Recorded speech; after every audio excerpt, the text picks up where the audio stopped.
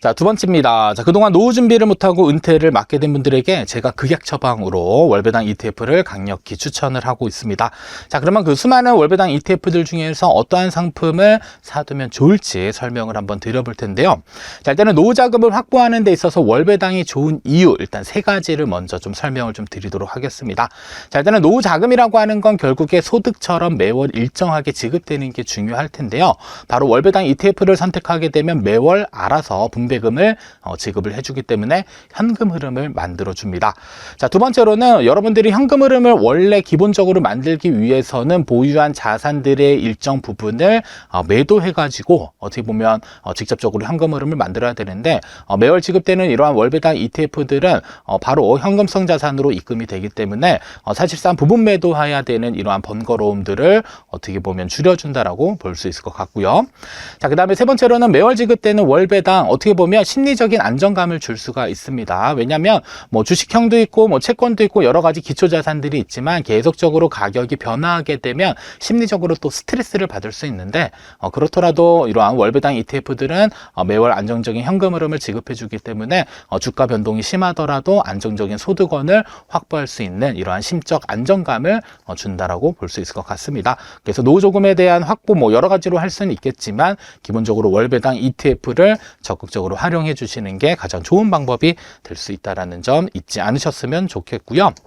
자, 두 번째로는 월배당 ETF도 자산 배분이라는 걸 해야 됩니다. 뭐 자산 배분이라고 하는 것은 여러 가지 자산군을 나눠서요, 포트폴리오를 구성하고 각각의 투자 비중을 결정하는 그러한 과정이다라고 보시면 되겠는데, 자, 그러면 이 자산군의 첫 번째로는 현금성 자산의 일정 비중을 편입하시면 좋을 것 같고요.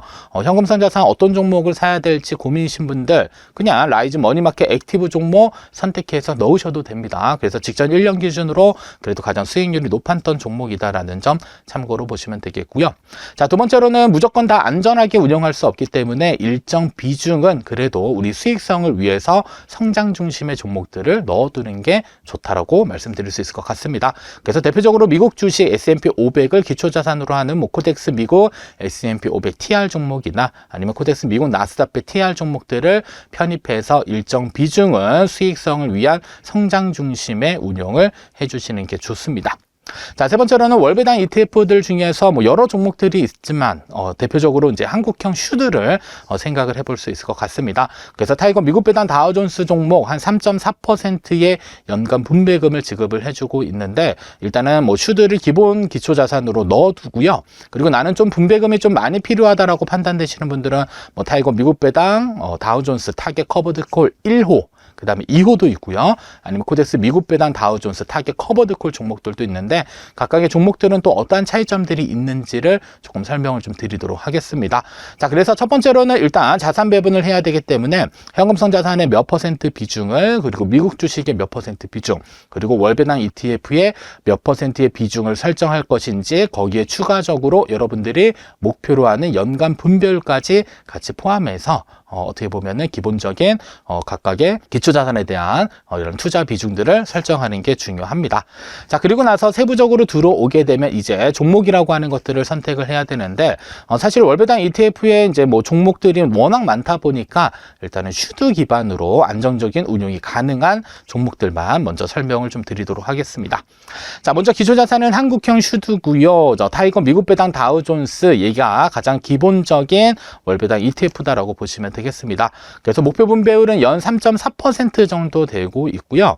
그리고 직전 1년 동안의 수익률 추이를 보시게 되면 마이너스 1.97%, 1개월 동안은 하락을 했고요. 3개월 수익률은 4.99%, 6개월은 11.35%, 1년 수익률은 22.7%로 상당히 괜찮은 한 해를 보냈다, 이렇게 확인을 해볼 수 있을 것 같고요. 자, 두 번째로는 슈드와 커버드 콜이 혼합되어져 있는 종목들이 있습니다. 그래서 먼저 타이거 미국 배당 다우존스 타겟 커버드 콜 1호의 경우는, 자, 슈드가 일단 85% 비중이 반영이 되어져 있고요. 나머지 S&P 500 커버드 콜 15% 비중을 가지고 추가적인 분배금을 지급해주는 이러한 형태로 되어져 있습니다. 그래서 연간 목표 분배율이 한 6에서 7% 정도 된다라고 판단되시는 분들의 경우는요, 1호라고 써져 있는 타이거 미국 배당 다우존스 타겟 커버드 콜 1호 해당 종목들을 이렇게 관심 있게 좀 보실 필요가 있을 것 같고요. 자, 그리고 수익률 추이를 보시게 되면 1개월 마이너스 1.13%, 어떻게 보면 슈드보다 조금 더 선방했고요. 그리고 3개월 수익률은 5.49%, 6개월 11.85, 1년 기준으로는 20.03%로 어떻게 보면 일반적으로 커버드 콜이 없는 타이거 미국 배당 다우존스보다는 일정 부분 성과가 얼추 다 비슷하다라고 판단을 해볼 수 있을 것 같습니다. 자, 다음은 슈드 비중이 조금 더 낮아지는 타이거 미국 배당 다우존스 타겟 커버드 콜 2호 종목의 경우는요, 일단은 슈드의 비중이 한 60% 정도 반영이 되어져 있고요. 나머지는 S&P 500 커버드 콜 40% 정도가 반영이 되어져 있습니다. 자, 그리고 목표 분배율은 연간 한 10% 정도 되기 때문에 1호보다는 옵션 비중이 조금 더 높아지다 보니까 상대적으로 목표 분배율이 높은 수준이고요.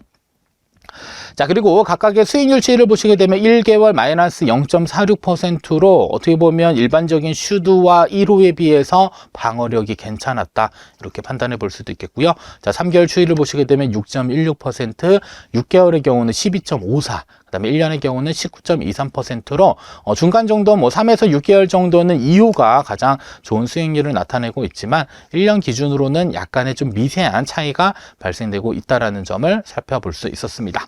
자, 다음은 코덱스 미국 배당 다우존스 타겟 커버드 콜 종목. 자, 연간 목표 분배율이 10%인 만큼 일정 비중은 슈드에 투자를 하고요. 나머지 S&P 500 커버드 콜은 타겟, 즉 목표 분배율을 지급할 수 있는 그러한 어떻게 보면 달성을 하기 위해서 계속적으로 타깃으로 커버드 콜 옵션 비중을 계속적으로 바꾸는 형태로 운영이 되고 있습니다. 그래서 1개월 수익률 기준으로는 0.13%로 다른 종목들보다는 그래도 손실이 발생되지 않았고요. 3개월 기준으로는 6.80%로 수익률이 가장 높았고, 자, 6개월 기준으로도 13.11%로 수익률이 꽤 괜찮은 그러한 종목이다라는 점을 참고로 보시면 될 것 같습니다. 자, 그리고 대부분 이제 커버드 콜 이야기를 하게 되면 4살 깎아먹기 아니야, 이렇게 생각을 해 주실 수도 있겠는데, 어떻게 보면 장단점들을 조금 잘 활용하는 게 좋다라는 점 일단 기본적으로 기억을 해주시면 좋을 것 같고요. 자, 그리고 계속적으로 성장 중심의 운용을 나는 해서 자금을 좀 키워야겠다라고 판단되시는 분들은 사실 커버드 콜을 배제하거나 비중을 낮게 설정하는 게 중요합니다. 그래서 내가 성장을 중시하는 운용을 한다라고 가정했었을 경우에는 커버드 콜 비중은 다소 낮게 설정한다든지 아니면 완전히 배제하는 것도 괜찮은 방법이 될 수 있겠고요. 그리고 배당을 중시한다, 아니면 나는 이제 인출을 해서 어느 정도 현금 흐름을 확보해야 된다라고 판단되시는 분들은 이 커버드 콜 비중을 다소 높게 설정하셔서 내가 배당금만큼의 노후 생활을 하겠다라고 판단되시는 분들은 그 목표 분배율만큼 분배율을 조금 높게 책정된 커버드 콜 종목들을 적절히 활용하는 것도 어떻게 보면 괜찮은, 그러니까 노후 소득을 인출할 수 있는 그러한 방안이 될 수 있다는 점들도 참고적으로 기억을 해주시면 좋을 것 같습니다.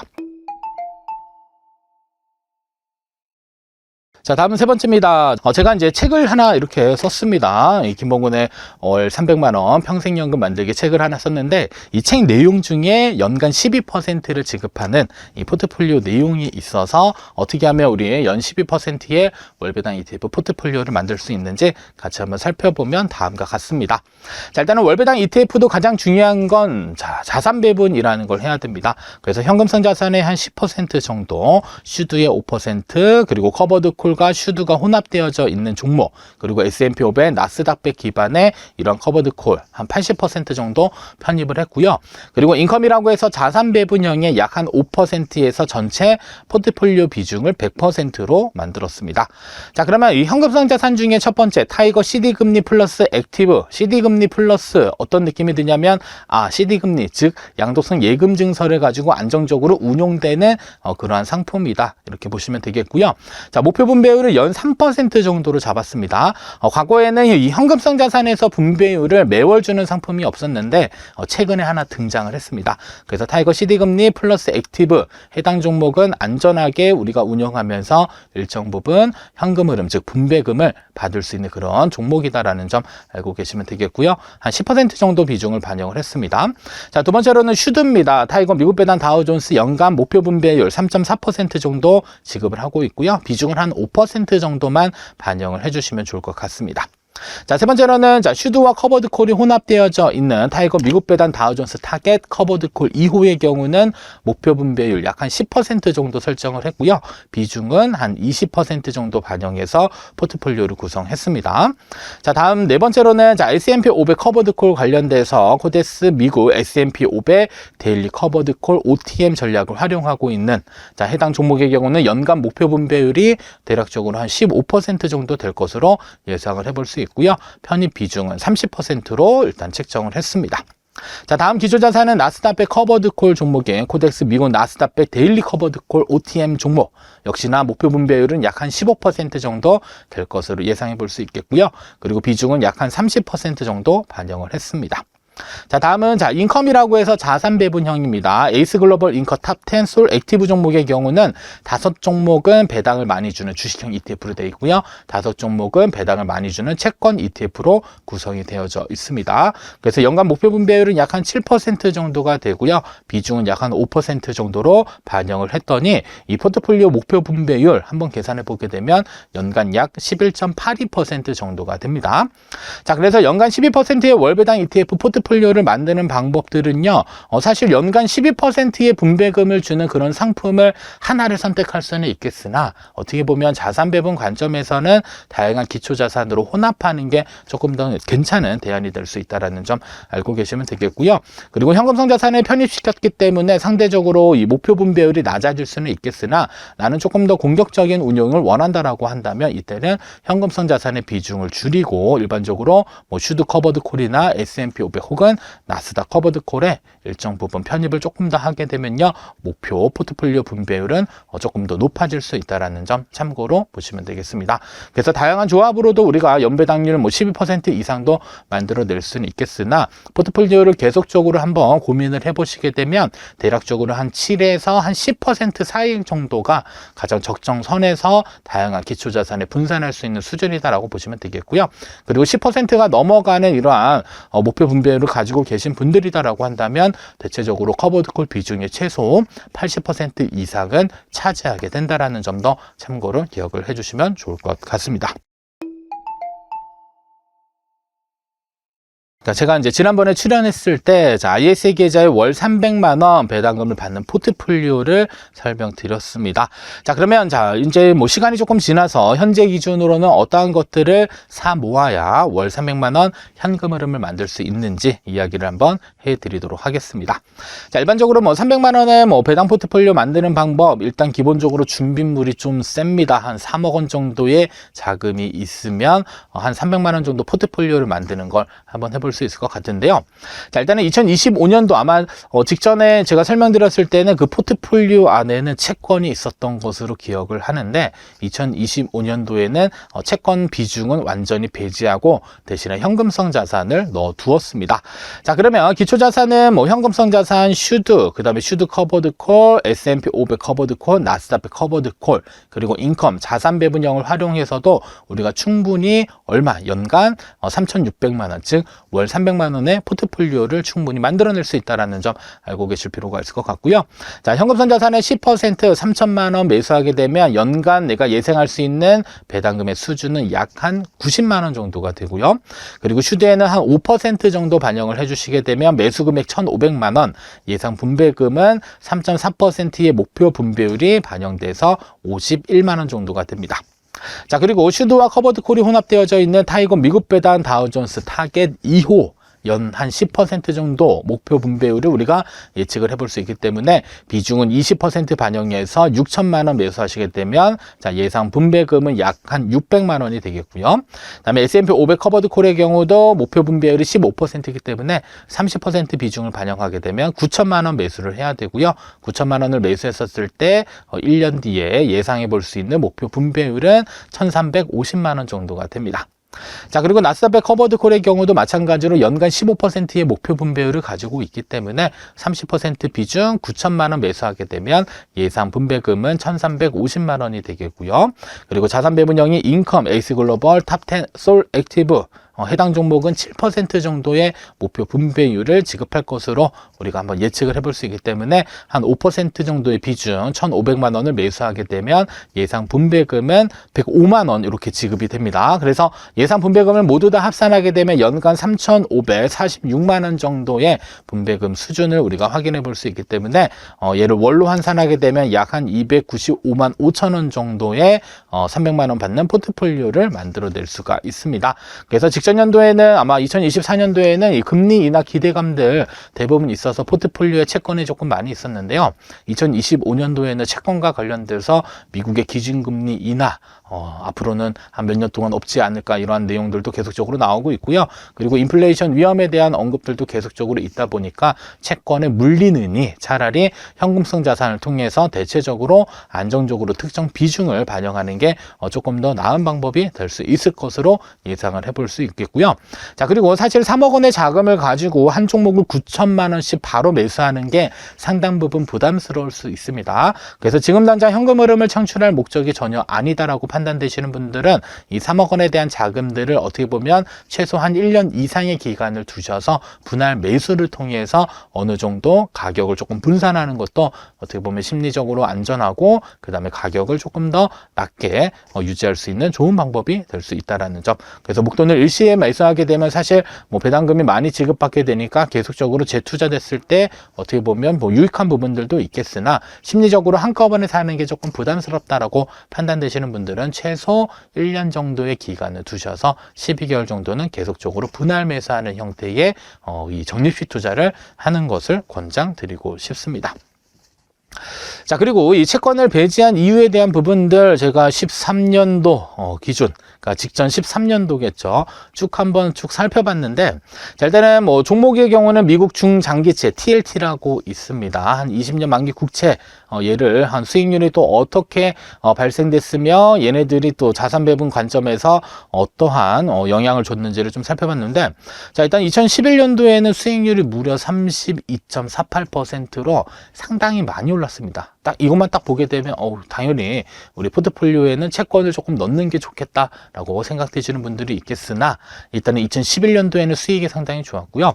2012년도에는 마이너스 2.9%, 2013년도에는 마이너스 7% 정도 빠졌는데 또 2014년에 무려 27%가 올라서 역시 채권을 포트폴리오에 넣는 게 좋은 것이었구나 이렇게 생각을 해볼 수는 있을 것 같습니다.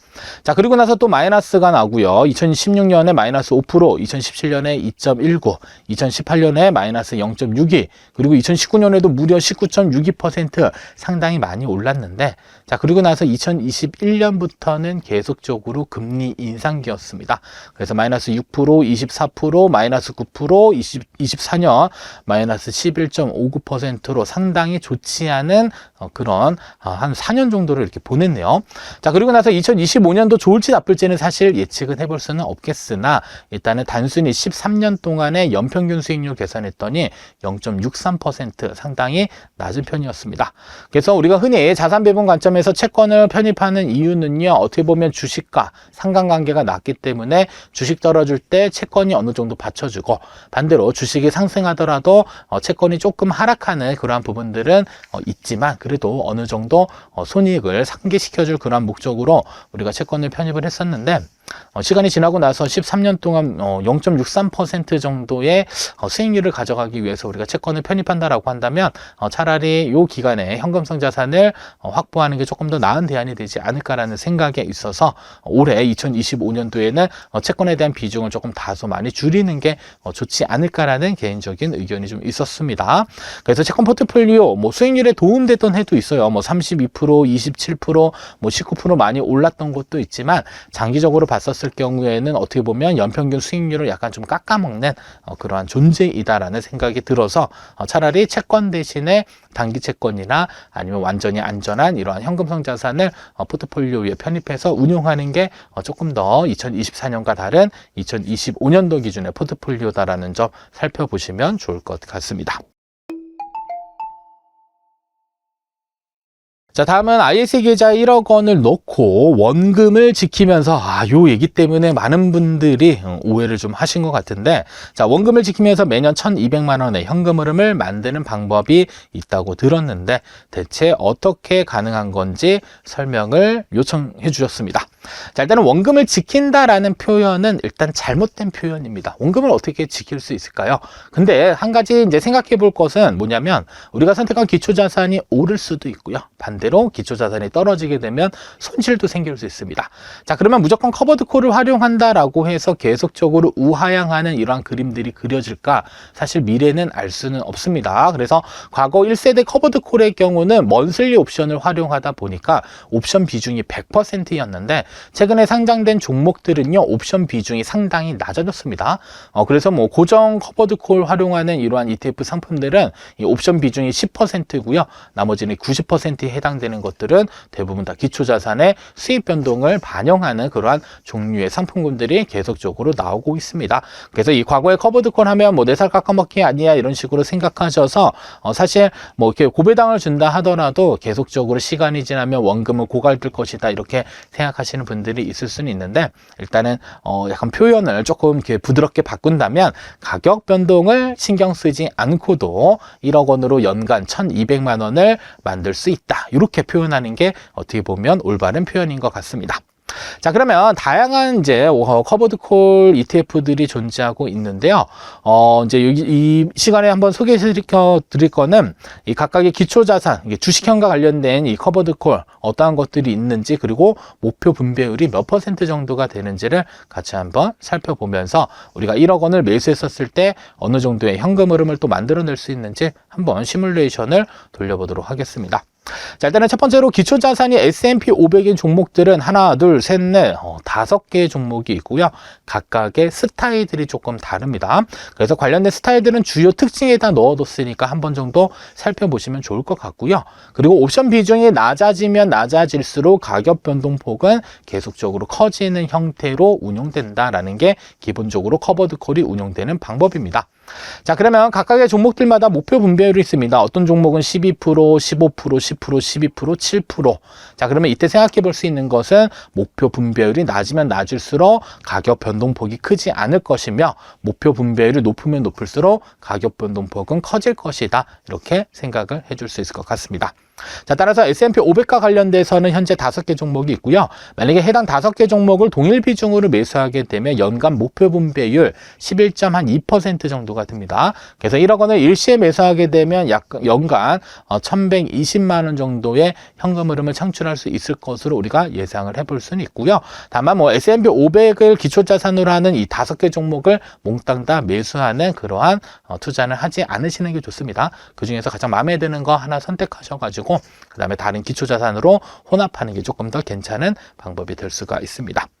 자, 두 번째로는 나스닥 지수를 추종하는 이 커버드 콜 종목은 현재 3종목이 있습니다. 그래서 목표 분배율 15%, 어떤 종목은 20%도 있습니다. 그리고 12% 각각 나눠져 있고요. 자, 일단 목표 분배율이 높아지면 높아질수록 이 사용하는 이 커버드 콜 옵션의 뭐라 그럴까요? 만기라고 해야 되는 게 맞겠죠. 그래서 최초로 만들어진 것들은 대부분 다 먼슬리 옵션, 만기가 한 달에 한 번 이렇게 진행되는 그러한 옵션들을 많이 이용했다라고 한다면, 최근은 뭐 데일리나 위클리 옵션들을 활용하면서 만기를 계속 줄입니다. 자, 만기를 줄이게 되면 뭐가 늘어나냐면 이 프리미엄을 지급받는 횟수들이 늘어나고요. 그리고 프리미엄은 주가 변동폭이 크면 클수록 훨씬 더 많은 프리미엄을 지급받을 수 있기 때문에 어떻게 보면 목표 분배율이 높으면 높을수록 가격 변동이 크다, 이렇게 생각을 해주시면 될 것 같습니다. 따라서 나스닥 커버드 콜을 기초자산으로 하는 이 3종목 몽땅 다 한번 포트폴리오를 구성해서 한번 예상 분배율이 몇 %인지 봤더니 무려 15.6%. 그래서 1억 원어치 매수하게 되면 연간 1,460만 원 정도의 현금 흐름, 즉 분배금을 창출할 수 있을 것으로 예상을 해볼 수 있었습니다. 자, 다음은 기초자산이 AI테크입니다. 자, 나스닥과 AI테크 뭐가 더 변동폭이 크다라고 한번 비교를 해보면 그래도 AI테크 쪽이 변동폭이 더 크다라고 볼 수가 있습니다. 왜냐하면 종목 이름에서도 보았듯이 코덱스 미국 AI테크 탑 10 자, 그러면 100종목에 대한 변동성과 10종목에 대한 변동성 한번 비교해 보면 당연히 10종목에 대한 변동폭이 더 크다라고 보시면 됩니다. 그래서 돈을 벌더라도 10종목이 더 많이 벌 수도 있지만 하락을 하게 되면 더 큰 변동성으로 손실폭이 커질 수 있다라는 점 참고로 보시면 되겠고요.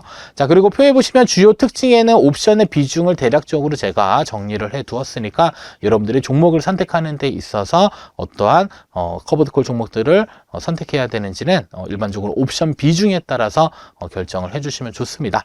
그래서 목표 분배율은 뭐 15, 15, 12%에서 우리가 포트폴리오를 만들어내게 되면 한 14% 정도 확인이 되고 있고요. 그리고 1억 원을 매수했을 때 연간 1,400만 원 정도 현금 흐름을 만들어낼 수 있다. 이런 점들도 참고로 볼 수가 있습니다. 그리고 저도 이 커버드콜 ETF를 매수하고 있는데 뭐 S&P 500 나스닥과 관련된 이러한 기초자산 커버드콜 수익률이 사실 좀 높아요. 높다라는 건 뭐 환율과 뭐 여러 가지 영향이 있었지만 그래서 상대적으로 2024년 뭐 중하반기쯤에 매수하신 분들 대체적으로 수익이 좀 많이 높은 편입니다.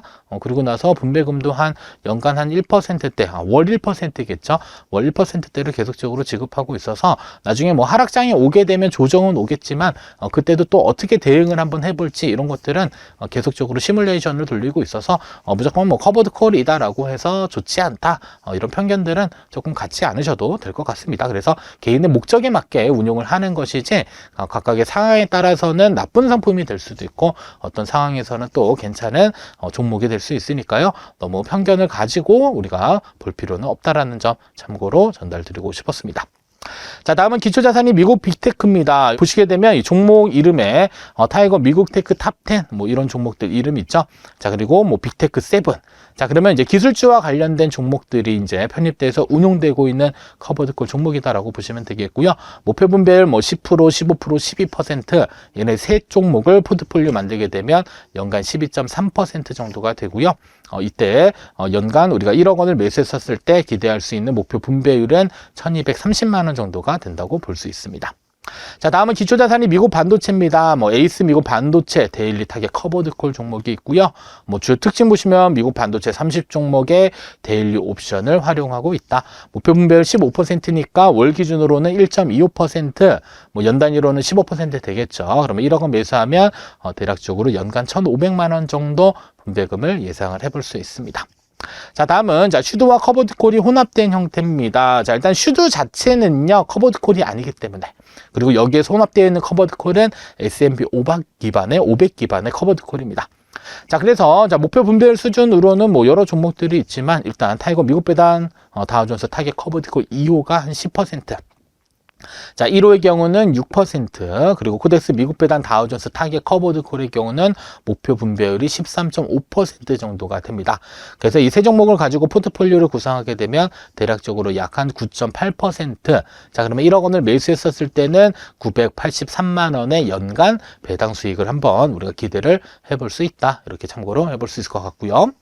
자, 다음은 기초자산이 미국 배당 성장 커버드콜 혼합 종목, 최근에 두 종목이 상장이 됐습니다. 그래서 뭐 플러스 미국 배당 증가 성장주 데일리 커버드콜 이름도 이제 계속적으로 어려워지고 있고요.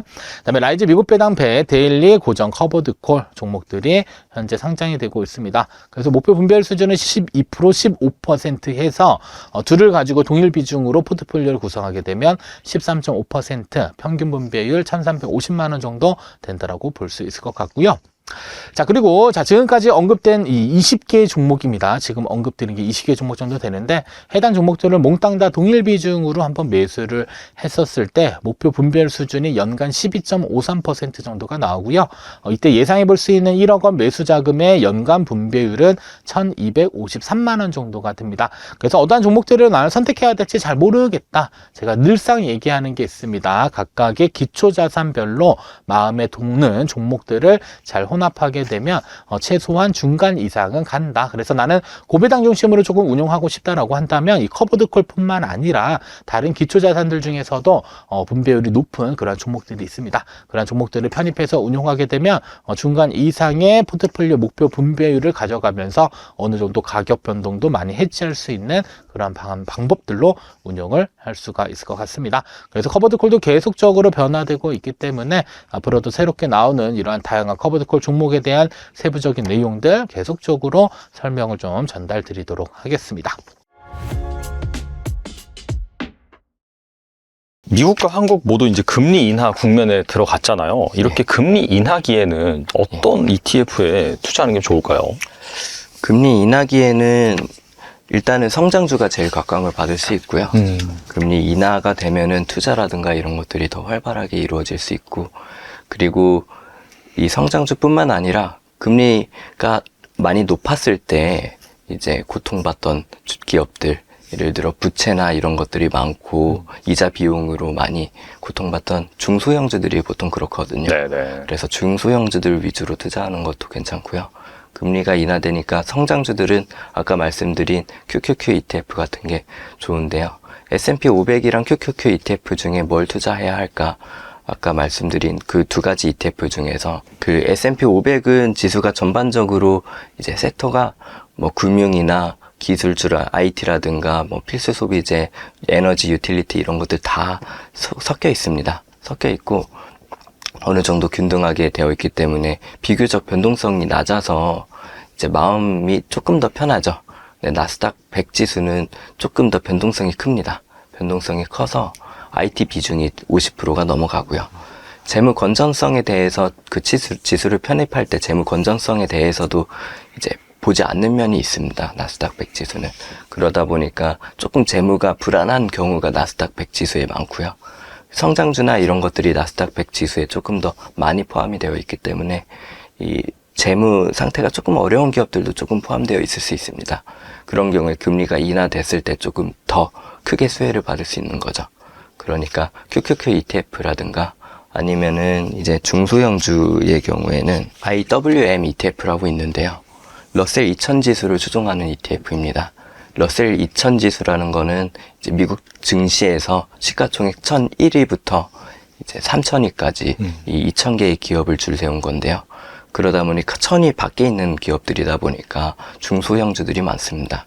그래서 재무 상태가 불안한 경우도 많고, 이 투자를 해야 되는데 매출은 잘 안 나오는 기업들, 어떤 신제품에 대해서 개발은 해야겠는데 매출이 잘 안 나오고 현금 흐름이 별로 없을 경우에는 투자를 받거나 부채를 져야 되는데, 그럴 때 금리가 높은 수준에 있을 때에는 투자를 받거나 부채를 지기가 되게 힘듭니다.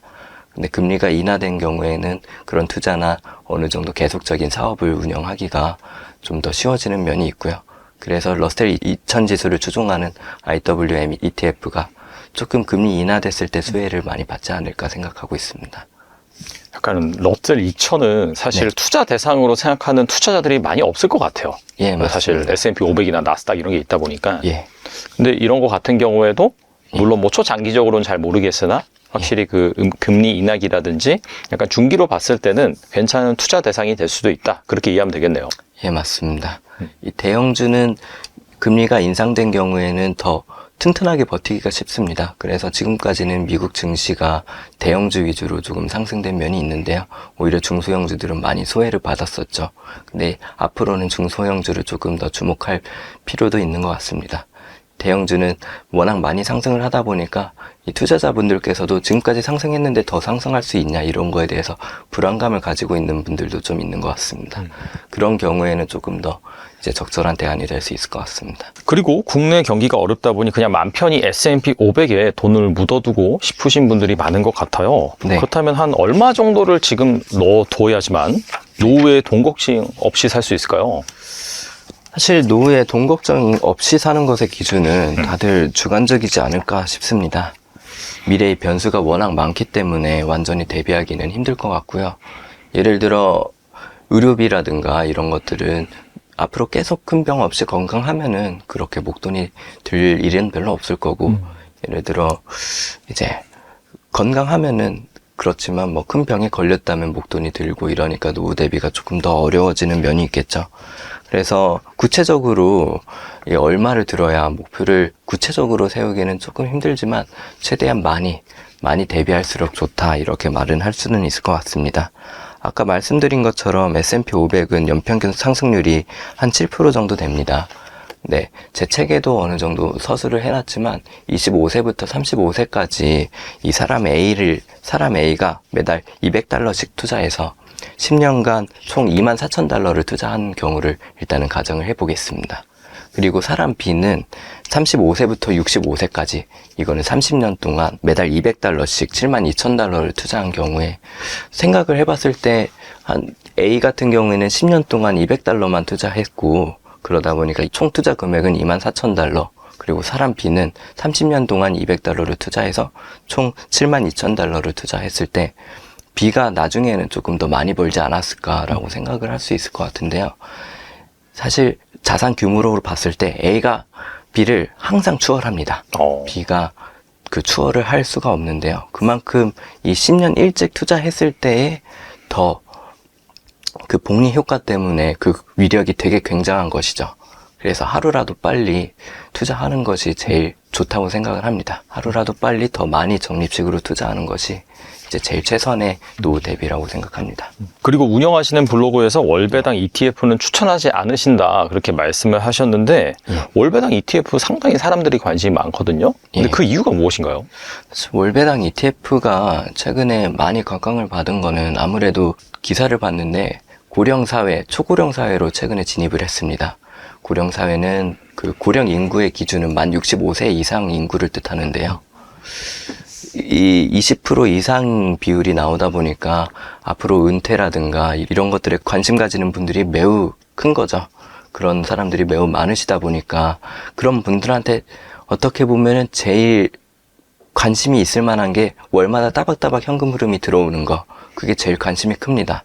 월 배당 ETF라는 거는 ETF 어떤 종목이 월마다 배당을 주는 경우는 없고 이제 월 배당 ETF라는 거는 어떤 파생 상품을 통해서 월마다 현금 흐름이 나오게끔 세팅을 한 건데요. 그래서 마케팅적인 측면으로 봤을 때는 혹할 수 있습니다.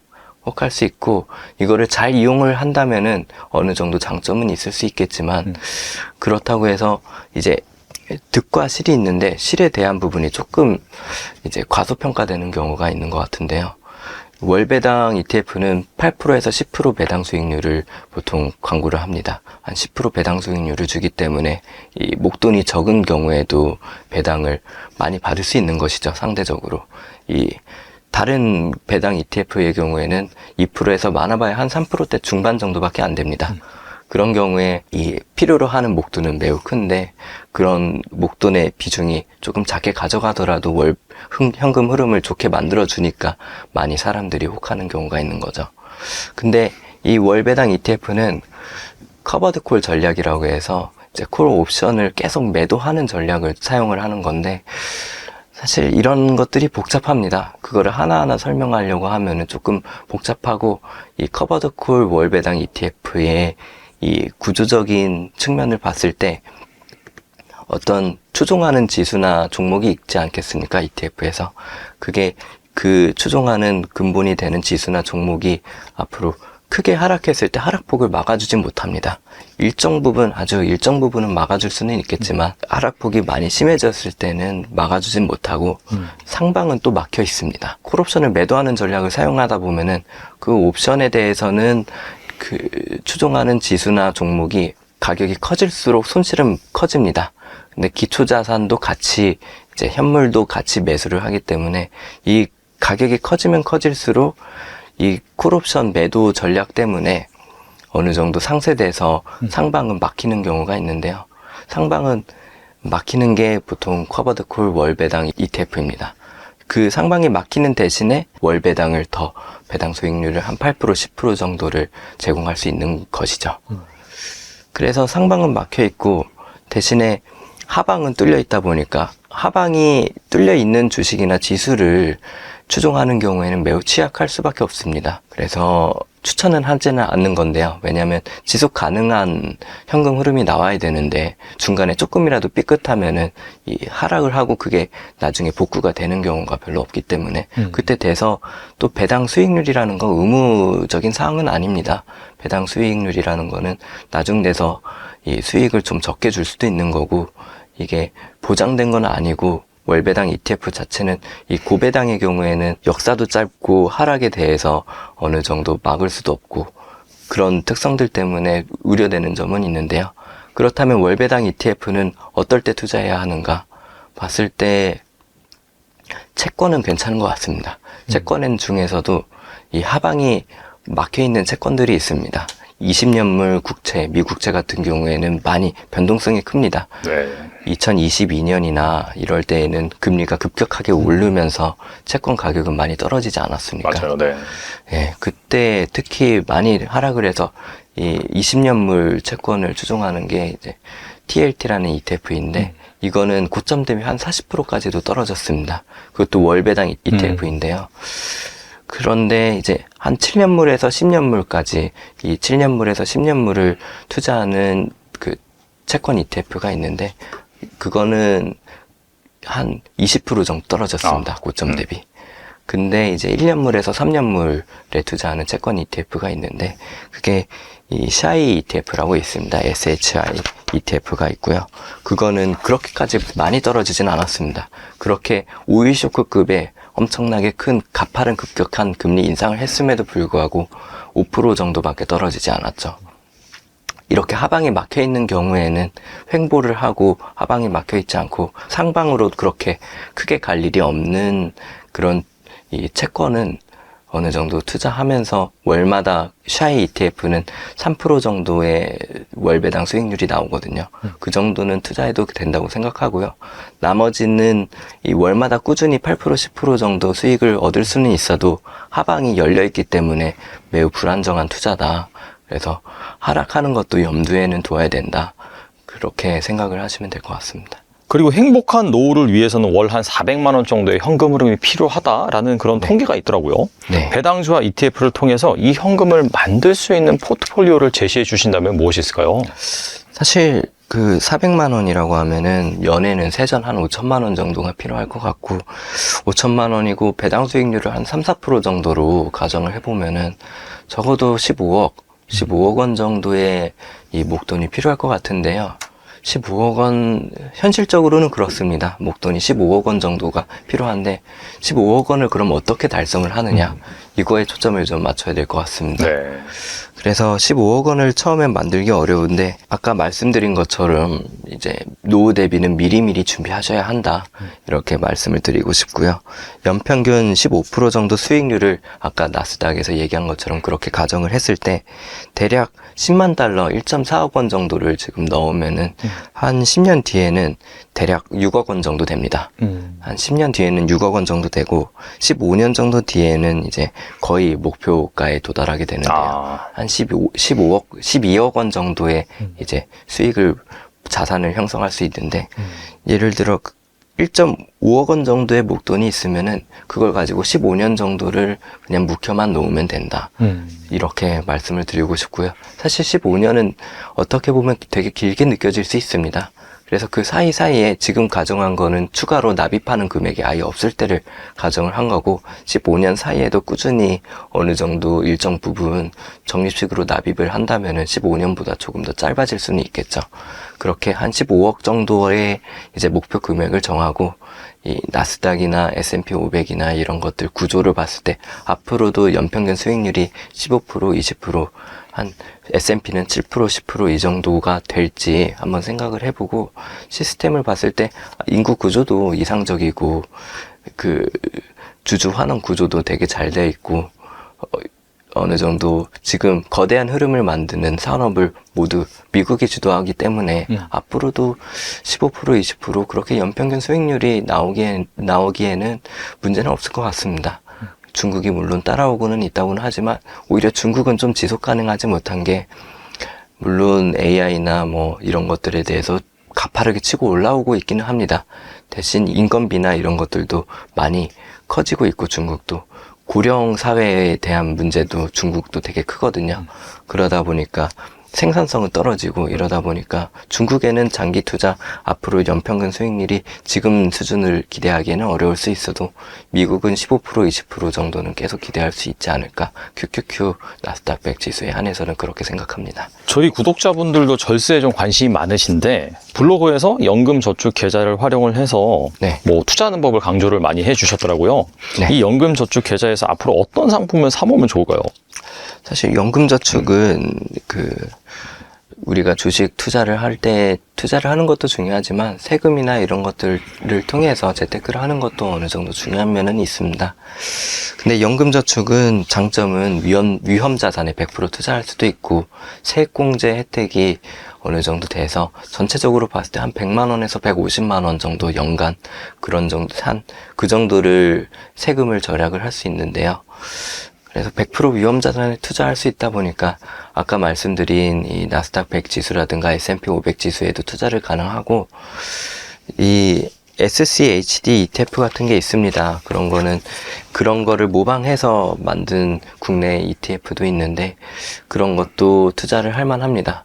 물론 월배당이기는 하지만 말씀하신 그 SCHD ETF를 그 슈드라고 하는데 그거를 주목할 만한 게 시가총액이라든가 10년 연속 배당했던 이력이라든가 뭐 앞으로 배당 성장률은 여지껏 얼마나 되었냐 아니면 자본 대비 이제 수익률은 얼마나 되냐 현금 흐름은 어떻게 되냐 이런 거를 나름의 기준을 가지고 다 이제 어느 정도 추려내서 상위 100개 종목을 추려낸 것이기 때문에 어떻게 우리가 시간을 살해하지 않아도 충분히 배당을 잘 주고 훌륭한 기업들을 추려낸 것이죠. 그런 것들에 대해서 투자하는 것도 어떤 하나의 방법이라고 생각합니다. 그리고 장기적으로 봤을 때에도 지금 수준에서 배당을 잘 주는 것도 중요하지만 이 연금저축은 장기적으로 계속 한 5년, 10년 투자할 게 아니라 20년, 30년 정도 투자할 그런 생각으로 하는 건데요. 20년, 30년 뒤에도 배당이 잘 되는가를 생각을 해봐야 됩니다.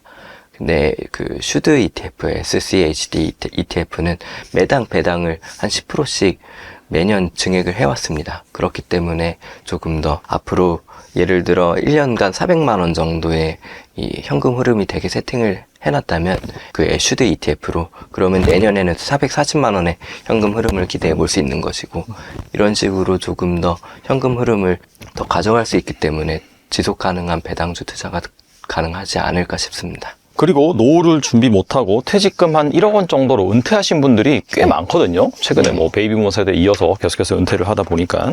그렇다면은 이 1억을 가지고 만약에 ETF에 투자를 하고 싶다라고 한다면은 이 맘 편히 좀 묻어둘 수 있는 ETF 한 가지만 추천해 주신다면 뭐가 있을까요? 사실 1억 원만 가지고 은퇴를 한다면은 일단은 대비를 못했다고 볼 수는 있습니다. 사실 1억 원은 은퇴 자금으로서는 부족한 것이 사실이고 그걸로 현금 흐름을 창출하기에는 어려운 면은 있고 그래도 생각은 해볼 수 있는 건 은퇴 후에도 사실 살 날은 20년 넘게 남았습니다. 이 평균 수명이 여성분들은 한 80대 중반 이렇게 되어 있고 남성분들도 그 정도로 여성분들보다 한 5년 정도 조금 덜 하기는 하지만 한 80대 정도로 알고 있는데 그러니까 보통 은퇴는 50대 중반에서 60대 중반 그 사이에 많이 하시기 때문에 그 이후에도 20년 이상 살 날이 있는 것이죠.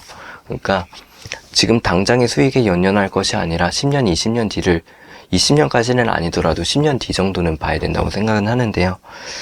그래서 1억 원만 가지고 은퇴를 하면은 사실 은퇴 자금으로서 부족한 거는 사실이고요. 그 근로소득을 병행할 수밖에 없을 것 같습니다. 1억 원을 가지고는 현금 흐름을 만들어내기도 자산을 짧은 시간 내에 증식하기에도 어려운 면들이 있는데요. 그렇다고 해서 공격적으로 투자하는 것은 권해드리지 않는 게 나스닥 100 지수에만 투자하더라도 이 나스닥 100 지수가 30% 40% 빠질 때도 있습니다. 1년 동안. 그러다 보니까 내가 만약에 1억 원을 넣었는데 그 해에 30%씩 떨어질 수도 있는 거거든요. 그러면 심적으로도 물론 편안하지 못할 거니와 앞으로 은퇴 이후에 노후 대비를 계획하는 데 차질이 생길 수밖에 없습니다. 그래서 공격적으로 투자하는 거는 권해드리지는 않고 이 리스크를 좀 최소화해야 되는데 한 반 정도 5천만 원 정도는 이 채권으로 들고 있는 거를 좀 추천을 드립니다. 아까 말씀드린 샤이 ETF 1년물에서 3년물 그 정도로 투자하는 채권 그거는 하방 리스크가 적으면서도 월배당이기 때문에 월마다 한 15만 원 정도의 현금 흐름은 생깁니다. 5천만 원을 투자하면요. 그래서 어느 정도 현금 흐름을 살짝 가져가면서도 5천만 원을 살짝 공격적으로 나스닥 100 지수에 투자하는 것이죠. 그러면 나스닥 지수가 한 30% 떨어지더라도 이제 완충작용을 해서 15% 정도만 떨어지는 이런 효과를 볼 수 있는데요. 그렇게 50%씩 투자를 하면서 이 분기별로나 반기별로 리밸런싱을 하는 겁니다. 예를 들어 그 나스닥 100 지수가 5천만 원 투자했는데 10% 올라서 5,500만 원이 되었으면은 이 3개월이나 6개월 뒤에 5,500만 원에서 수익금 500만 원에서 250만 원을 팔고 채권에 투자하는 겁니다. 그렇게 하면은 5,250만 원 이런 식으로 1대1 비율을 맞추는 것이고요. 그렇게 했을 때 장점은 고점에는 매도하는 이런 효과를 볼 수 있고, 오히려 그 나스닥 100 지수가 떨어졌을 때에는 분할 매수하는 효과를 볼 수 있기 때문에 이제 분할 매도, 분할 매수가 고점, 저점에서 이 자연스럽게 적용이 되기 때문에 조금 더 변동성을 줄여나가고 리스크를 줄여나갈 수 있는 방향으로 더 한층 더 나아갈 수 있고요. 그리고 5천만 원을 투자했을 때 이제 우리가 은퇴를 하더라도 평균 수명은 한 80대 정도 됩니다. 80대 중반 정도 되는데 은퇴는 55세에서 65세 그 사이에 하기 때문에 앞으로 10년, 20년 정도 더 투자를 해야 됩니다. 10년, 20년 정도는 살 날이 있기 때문에 그때 투자를 할 때 10년, 20년 정도의 장기 투자도 염두를 해둬야 되는데 5천만 원을 투자한다고 하면은 나스닥 100 지수가 아까 말씀드린 것처럼 15%에서 20% 정도의 연평균 성장률을 보입니다. 근데 거기에서 저희는 전체 자산의 50%만 투자를 하기 때문에 연평균 성장률을 17%에서 10% 정도로 가정할 수 있는 거죠. 그렇게 했을 때 10년만 투자하더라도 이 자산 증식은 어느 정도 상당 규모 이룰 수 있기 때문에 그렇게 리스크는 최소화시키면서 변동성도 낮추고 어느 정도 이 수익률을 가져가는 것으로 그렇게 최선의 포트폴리오를 짤 수 있을 것 같고, 여기에 근로소득은 어느 정도 병행할 수 있을 것 같고요. 아까 말씀드린 15%, 20%가 지금까지 미국이 잘 된 게 아니냐, 앞으로 10년, 20년, 30년 뒤에 미국도 그렇게 잘 될 것인가 의문을 가질 수는 있는데, 사실 미국이라든가 중국 이렇게 비교를 해봤을 때 미국은 아까 말씀드린 것처럼 인구 구조가 되게 이상적입니다. 이상적이기도 하고 거대한 흐름을 만드는 산업들은 대부분 미국이 가져가고 있기 때문에 앞으로도 15%, 20% 정도의 수익률을 나올 수는 있을 것 같고, 오히려 한국이나 중국 같은 경우에는 조금 불안한 게 인구 구조라든가 이런 거에 대해서 노인 부양비나 고령 사회로 진입을 하기 때문에 그런 노인 부양비 같은 거는 더 커질 수 있고 생산성도 떨어질 수 있습니다. 그래서 지속 가능한 수익률이 나오기에는 오히려 더 어려운 면이 있지 않을까 싶어서, 이럴 때일수록 미국의 적립식 투자를 하루 빨리 한다면은 어느 정도 1억 원에 대해서도 자산 증식을 누리면서도 월 현금 흐름도 살짝은 가져갈 수 있는 그런 전략이 되지 않을까 싶습니다. 네, 오늘 나와주셔서 정말 좋은 말씀 많이 해주셨는데 끝으로 이 투자자분들 위해서 한 말씀만 부탁드립니다. 사실 이 미국 주식이랑 이제 국내 주식이랑 비교를 해봤을 때 미국 주식은 요새 들어서는 많이 관심을 받고는 있는데 여전히 낯선 게 현실입니다. 왜냐면 지금 국내 주식을 봤을 때는 국내 개인 투자자들이 국내 주식에 투자하는 금액은 한 750조 원 정도 됩니다. 근데 미국 주식은 개인 투자자들의 보관 금액이 한 150조 원 정도 됩니다. 지금 가파르게 상승하는 추세임에도 불구하고 아직도 국내 주식이 많습니다. 지금 이런 상황에서 봤을 때 국내 주식이 많이 친숙합니다. 친숙하고 매수, 매도 이런 것들 매매하기에도 좀 편리하기 때문에 그런 쪽으로 갈 수는 있고, 미국 주식의 이제 장벽은 낯설다는 것이죠. 환전도 고려해야 되고 환율도 고려해야 되면서 미국 주식이 낯설다 보니까 조금 더 미국 주식 공부하기에 꺼려질 수가 있는데요. 물론 영어로 되어 있다 보니까 미국 기업들을 공부하기에도 꺼려질 수 있습니다. 조금 힘든 면이 있는데 제가 쓴 책이 이제 어느 정도 도움은 될 수 있을 것 같습니다. 입문자들에게 좀 초점을 맞추었고요. 이 미국 주식을 낯설어 하시는 분들에게 좀 더 친숙할 수 있도록 그런 쪽에 초점을 맞추고 이것저것 꾹꾹 눌러 담아서 설명을 했기 때문에 많은 도움이 될 것 같습니다. 예, 많은 관심 가져주시고 미국 주식 많이 투자하셨으면 좋겠습니다. 감사합니다. 네. 또 이게 또 의사 선생님이 쓰신 만큼 또 얼마나 디테일하고 또 핵심을 잘 요약을 해서 담겨 있는 그런 책이거든요. 그래서 지금이라도 좀 미국 주식 좀 투자해봐야겠다라고 생각하신 분들 같은 경우에는 꼭 한번 사서 읽어보시면은 뭐 분명히 여러분들의 자산 증식, 그다음에 노후 준비에 큰 도움이 될 거라고 생각이 됩니다. 네, 지금까지 달물결 작가님 나와주셔서 감사합니다. 감사합니다.